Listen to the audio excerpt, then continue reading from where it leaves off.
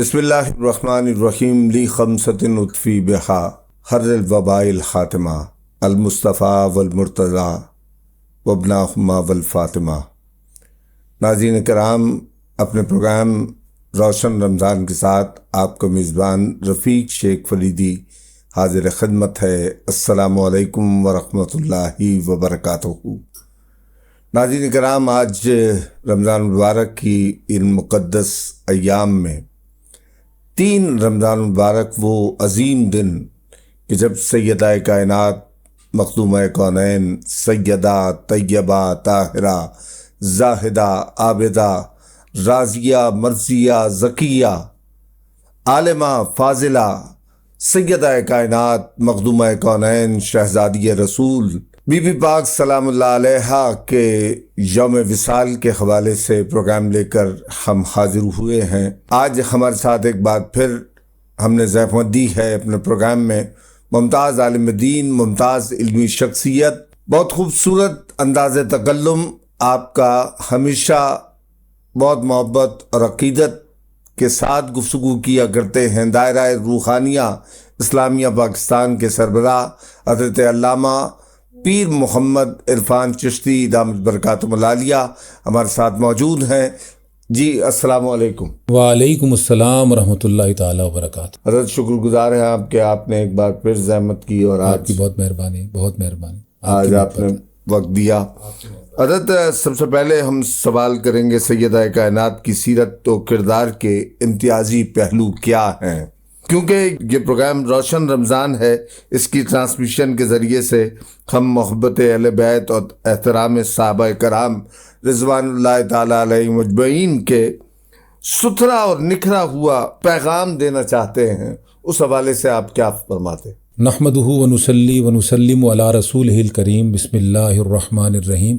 رفیق شیخ صاحب، آپ یقین مانیں کہ جس عظیم ہستی کی نسبت کو لے کر آپ یہ پروگرام کر رہے ہیں، اور آپ نے جیسا کہ انٹرو میں میرا تعارف کروایا کہ یوں ہیں تو یوں ہیں، آپ یقین مانیں کہ اتنی بڑی بارگاہ اور اتنا بڑا نام سن کر یہ فقط میرے لفظ نہیں ہیں، تو عقل جو ہے وہ ورطہ حیرت میں پڑ جاتی ہے، اور فکر و یاس آدمی کو تھام لیتا ہے، اور آدمی یقین مانیں کہ آزمائش میں مبتلا ہو جاتا ہے کہ حضرت مخدومہ کونین سیدہ کائنات سلام اللہ علیہا کا ذکر اگر ہم کریں تو مطلب کہنے کا یہ ہے کہ ہمارے پاس لفظ نہیں ہے، لفظ جو ہے ہار جاتے ہیں۔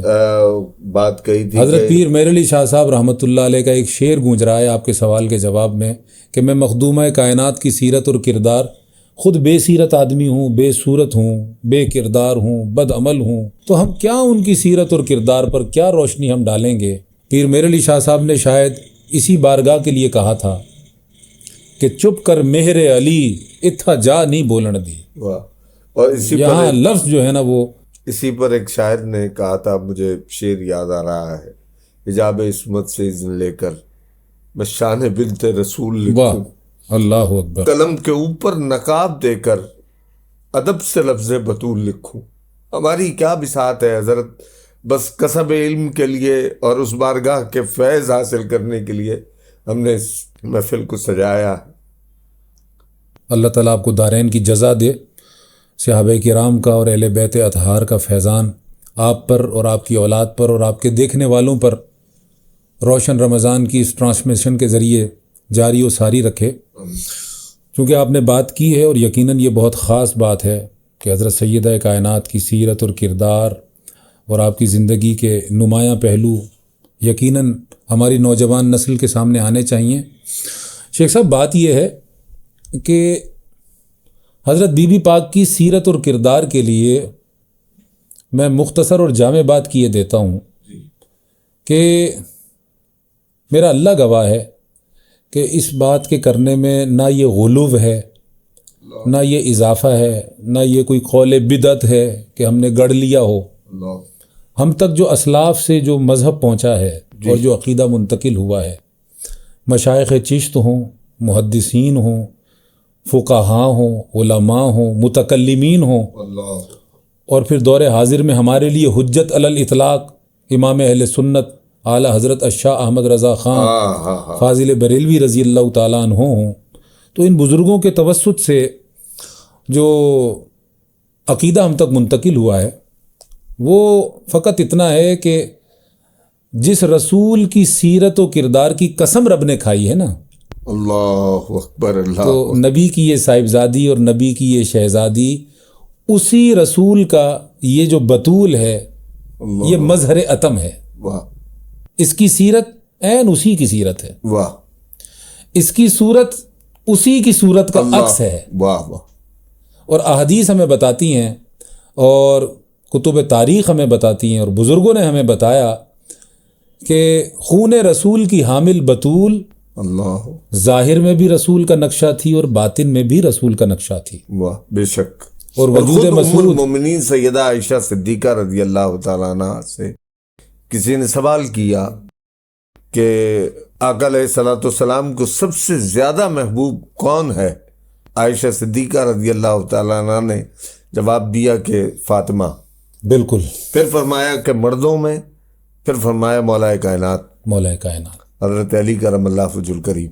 وجہ الکریم۔ تو میں اصل میں مختصر انداز میں یہ کہنا چاہتا ہوں کہ نوجوانوں کو یہ پیغام پہنچنا چاہیے کہ سیدۃ نساء العالمین کے لقب کی حامل جو خاتون جنت ہیں، یہ نبی اکرم صلی اللہ علیہ وسلم کی سیرت و کردار کی مظہر عتم ہیں۔ واہ، تو اگر آپ نے خواتین میں رسول کی سیرت کو اللہ، بطور نمونہ کے دیکھنا ہو تو وہ سیدہ ہیں۔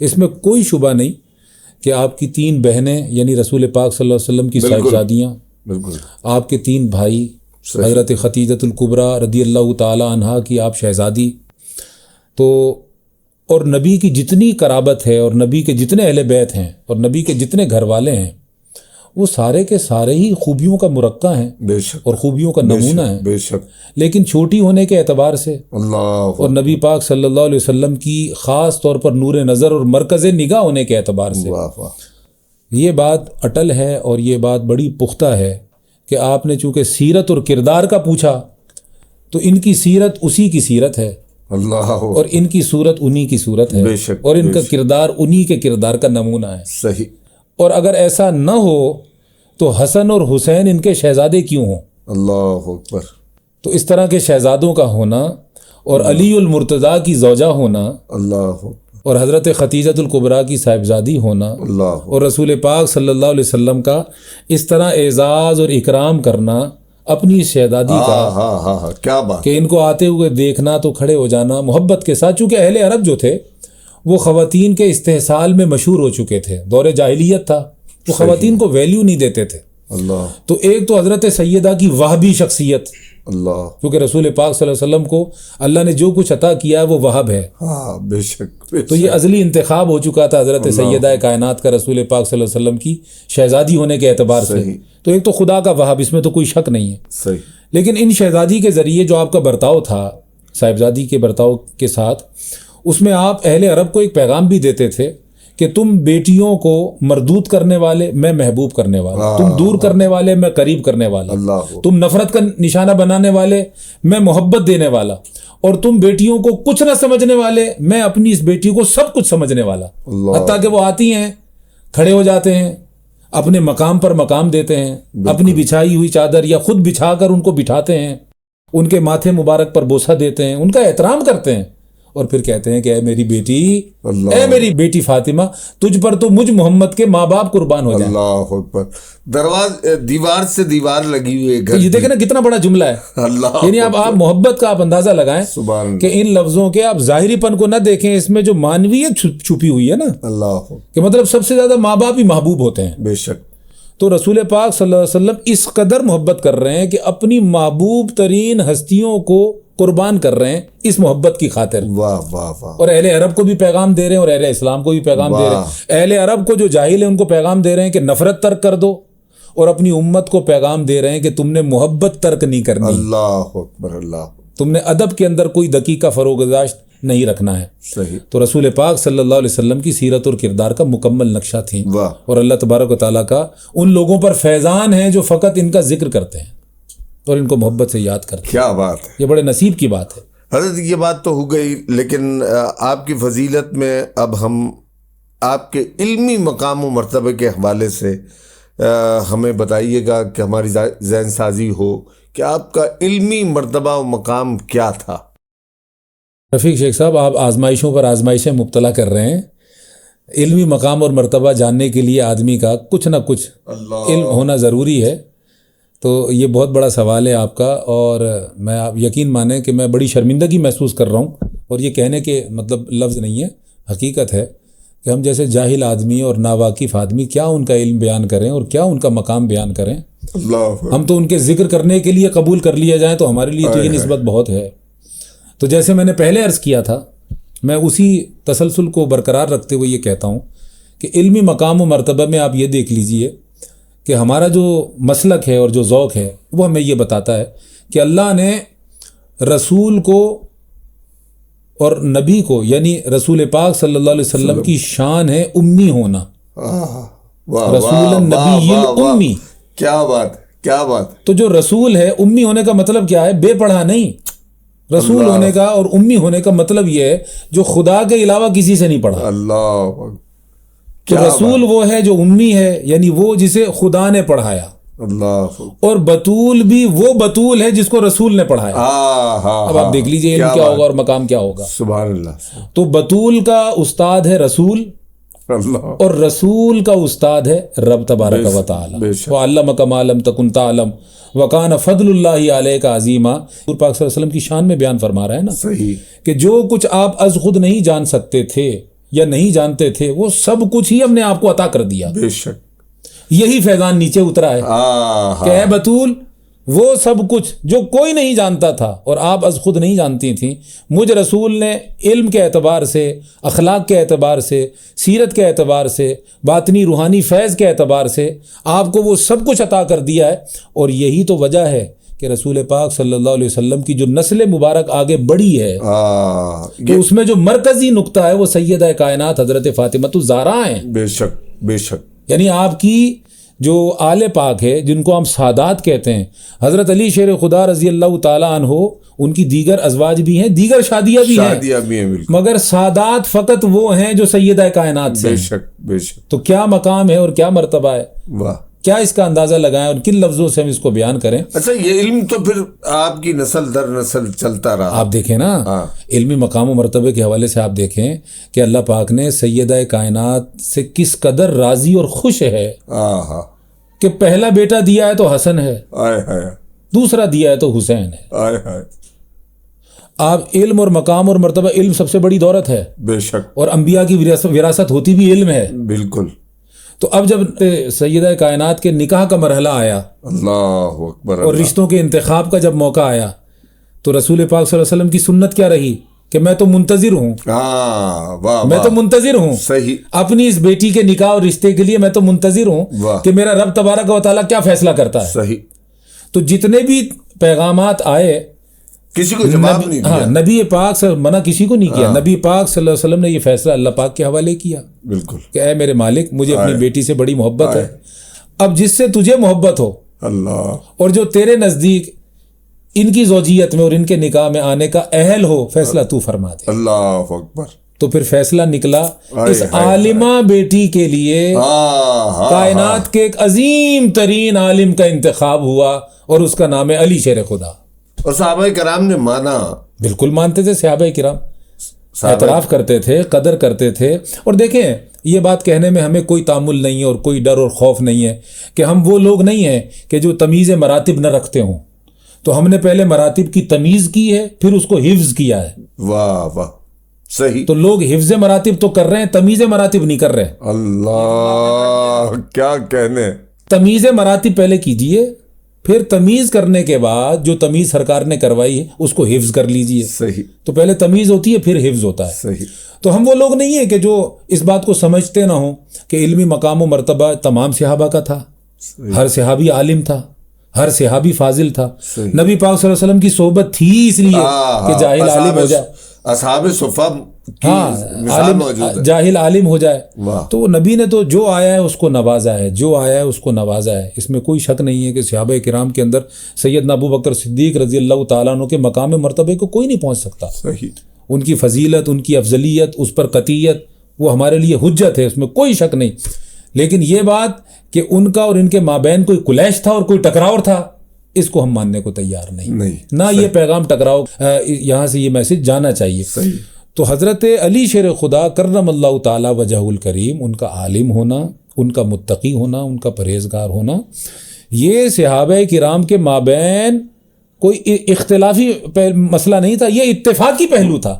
مانا سب نے مانا جی، یہ اتفاقی پہلو تھا. صحیح. وہ اعتراف کرتے تھے اور قدر کرتے تھے، اور علی شیر خدا ان کی کرتے تھے. صحیح. ہم تو وہ نقطہ بیان کر رہے ہیں کہ جب رشتے کی بات آئی تو عالمہ کے لیے عالم کا انتخاب ہوا. اللہ جو کف تھا اور جو جوڑا بنتا تھا من جانب الہی، اللہ تعالیٰ کی بارگاہ میں. صحیح. تو اللہ پاک نے یہ فیصلہ کیا کہ اے فاطمہ، تیری زوجیت کے لیے علی سے بہتر کوئی رشتہ نہیں. واہ.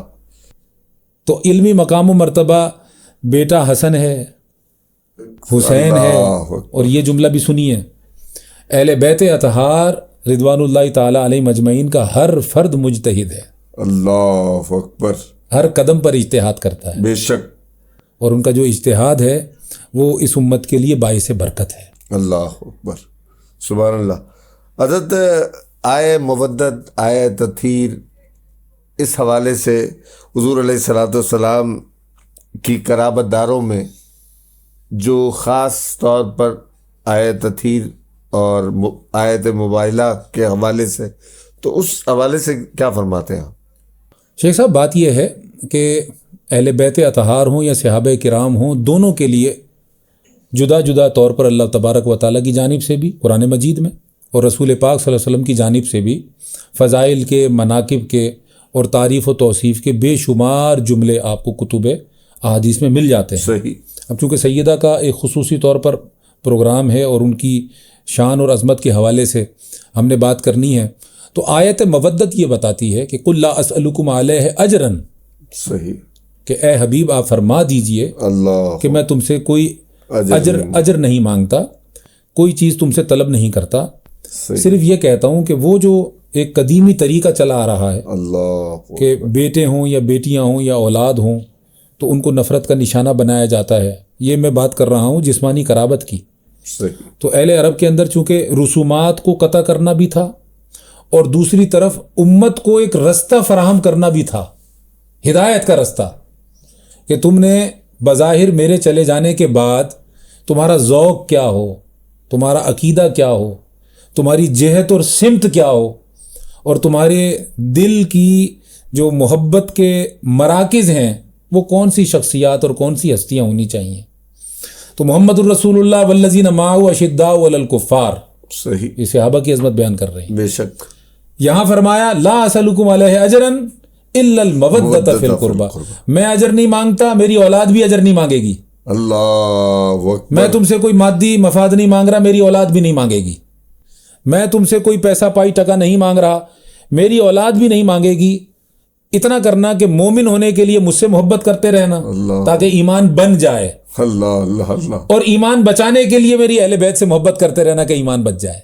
اور حجۃ الوداع کے موقع پر یہی فرمایا نا سرکار علیہ الصلوۃ والسلام نے کہ میں تمہارے درمیان دو بھاری چیزیں، ایک قرآن، ایک میری اہل بیت، ان سے جڑے رہنا.